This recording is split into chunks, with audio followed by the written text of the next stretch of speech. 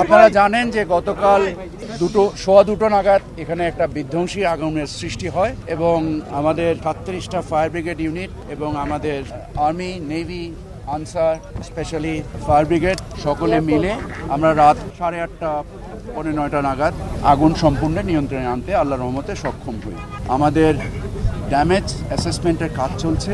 আমরা আমদানিকৃত, আপনারা সকলে জানেন যে শুধুমাত্র আমাদের যে আমদানিকৃত পণ্য এই জায়গায় একত্রিত হয় আগুনে সেটা পরিপূর্ণভাবে ধ্বংস হয়েছে।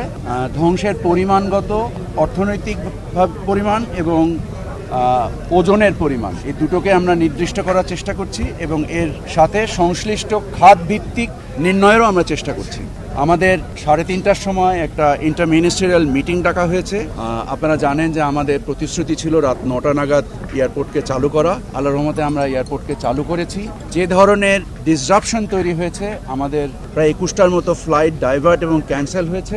আমরা যাত্রী সাধারণের কষ্টকে লাঘব করার জন্য আমরা একটা অর্ডার ইস্যু করেছি, যার মাধ্যমে আগামী 3 দিন যত নন শিডিউল এক্সট্রা ফ্লাইট আসবে তার সমস্ত রকম মাশুল এবং তার সমস্ত রকম খরচ আমরা মওকুফ করে দিয়েছি, যার ফলে যাদের ভিসা জটিলতার কারণে বিদেশ যাওয়ার ক্ষেত্রে এবং যাদের বিভিন্ন প্রয়োজনে, চাকরির প্রয়োজনে, চিকিৎসার প্রয়োজনে, আত্মীয় স্বজনের সাথে দেখা সাক্ষাতের প্রয়োজনে যে সংকটটা তৈরি হয়েছে সেটা উত্তরণের উদ্দেশ্যে আমরা কাল রাত 9:10 আমাদের প্রথম ফ্লাইট অবতরণ করে এখানে।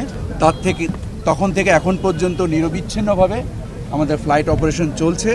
আপনাদের সাথে কথা বলার পরে আমরা যাত্রী সাধারণ যারা ভিতরে ছিলেন তাদের খাওয়া দাওয়া, হোটেল থেকে শুরু করে তাদের সেবা শুশ্রূষা নেওয়ার আমরা প্রয়োজনীয় সকল ব্যবস্থা করেছি এবং তারপরেও কিছু ব্যত্যয় থেকে যেতে পারে আমাদের প্রচেষ্টার পরেও, কারণ আমরা একত্রিতভাবে অনেকগুলো ইস্যু আমাদেরকে হ্যান্ডেল করতে হয়েছে। তো আমাদের আগ্রহের কমতি ছিল না, আমাদের প্রচেষ্টার কমতি ছিল না।